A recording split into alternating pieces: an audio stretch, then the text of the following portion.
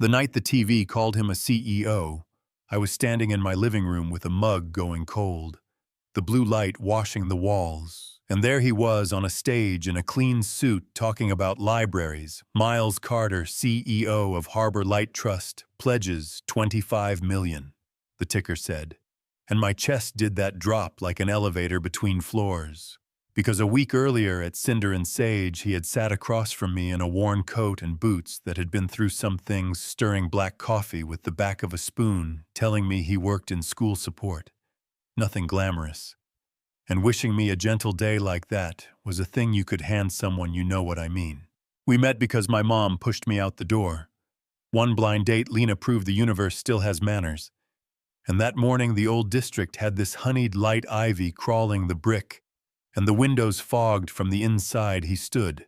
When I came in, said my name like he didn't want to scare it, and he had a book on the table, always a good sign for a woman who teaches 8th grade and believes paper can still save people.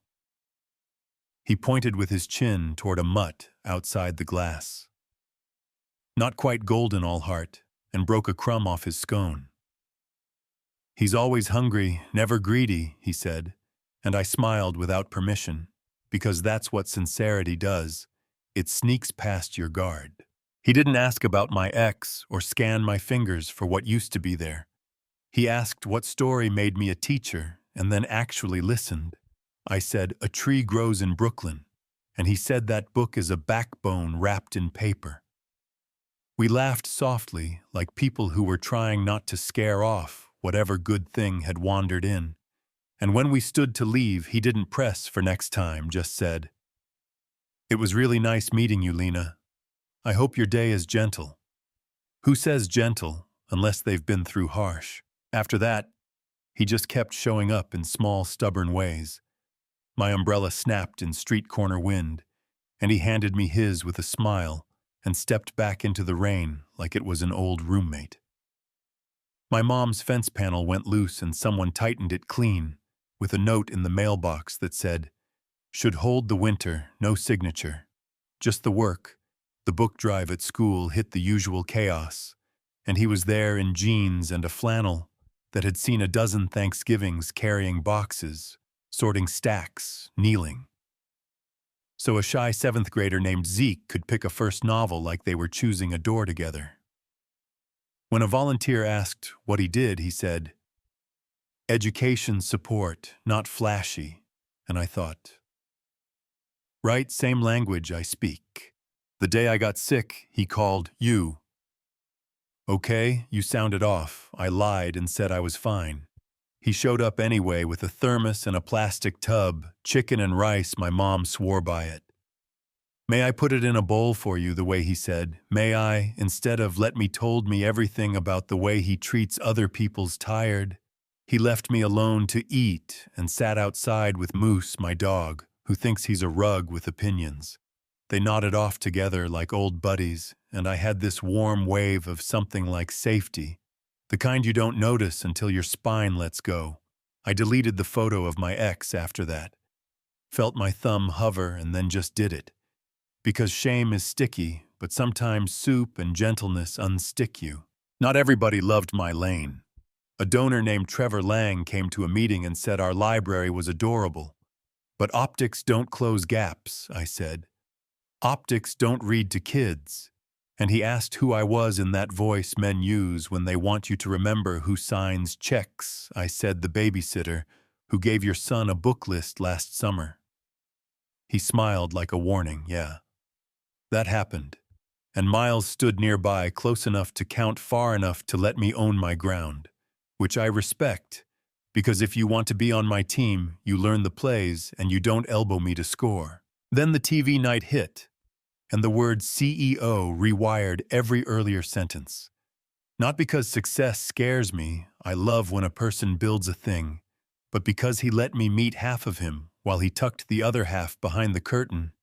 You ever hear a truth that makes the previous track sound off-key?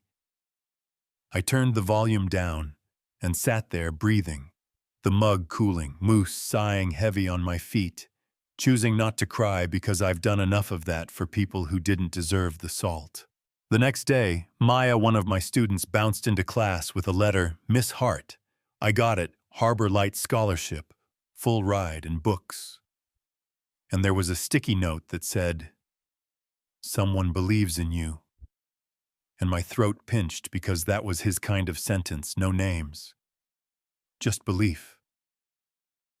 I hugged her, told her to call her grandmother.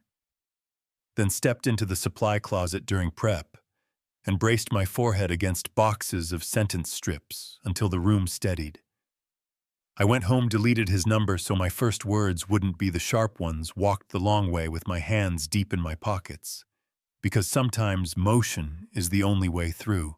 A brown paper package showed up the next morning, tied with twine like a jar of jam, inside my copy of A Tree Grows in Brooklyn, and a letter in small, even handwriting. Lena Silence wears a nice suit, but it's still fear, I told myself. If you met Miles, not the title, we'd get to the real thing faster. That was a lie made of good intentions. I lost everything once, including the woman who swore she loved me. I promised myself next time I'd show up without props. Then I met you. Coffee rings on lesson plans. The way you listen to kids, the world talks over. I should have told you sooner. I'm sorry. If you want me to disappear, I will. If you still want to see what this could be, I'll be at Cinder and Sage at 10 on Saturday. No titles, no audience, just me. And I stood there at the sink, letting the water run hot, because I needed one sensation I could understand. And then I put on my coat and clipped Moose's leash and walked. He was there a couple minutes early, hands in pockets. Same old coat with a stain on the sleeve. A paper bag I guessed was dog biscuits. He didn't make the relief face, he just came over and said he wasn't good at speeches and had said too little and too much. And if I still wanted someone who shows up, he was here. I looked at the bag and then at him. You don't have to say anything else, I said, but you can't disappear again. He let out this single laugh, grateful and small. That's fair. And we sat and actually had the talk. Why hide it? I asked. He said he was testing the part of himself he wanted to be true. Fix fences, carry boxes. Listen, make soup, not just write checks. The checks matter, I said. They do. He nodded. But they can't be the only language I speak. You should have trusted me to know the difference. You're right, he said, and mean it. The win I count came later at the board meeting, when Trevor tried to cut the library to fund a glossy media center, because families need pride, he said. And I stood without waiting to be called and told him. Pride is a third grader reading to his little brother on a worn couch, while their mom stirs rice and hopes the lights stay on, he said. This was about being competitive. And I said, if your son can't read a receipt, the steak gets cold. Just the same, the chair asked for decorum. And I said, kids have decorum for 10 months, then drift for the other 2 because they don't have pages to land on. That's not decorum, that's an emergency. A mom named Shiomara stepped up and said, her boy learned the word audacity in that library, and she'd like to keep it open. The room clapped for real. 2 days later, Harbor Light offered to fund summer hours with a matching grant, as long as the base budget didn't move an inch. Trevor tried to talk about strings, and the superintendent said, that's not strings, that's accountability. A year later, the house is small and stubborn with mint trim that needs paint again. Moose's muzzle is gray, and he still steals socks. My mom waters the garden in pajama pants. And across the street, the new school hums in the mornings. If you squint, you can see a name on the library cornerstone, but you won't see the man with coffee at the crosswalk, tying a kindergartner's shoe like that's his only job. Inside my little office corner, there's a frame with creases and a line at the bottom. In that small hand, she loved me when I had nothing I could put on a slide, so I'll spend the rest of my life giving her everything that doesn't fit on one. If you're expecting a perfect bow, I don't have it. What I have is a steadier breath and a long list of small proofs. Biscuits for a mutt soup on a porch, a backpack with no signature, a seat saved in the back of a crowded room, and a knot. I retie sometimes because privacy can look like protection until it starts to look like hiding. So tell me where you draw that line if someone leaves out a title to earn your trust in a different language. Is that noble or manipulative? When rich folks talk about optics, whose pride are they polishing? And have you ever been judged by your shoes, your job, the letters after your name? What did it take to rewrite that script? If this hit something true for you, tap like, subscribe, and tell me in the comments who got it right, who got it wrong, and what you've seen in your town or your family when money, power, and quiet kindness end up at the same table. I'll be there reading with a mug in my hand. You'll know what I mean.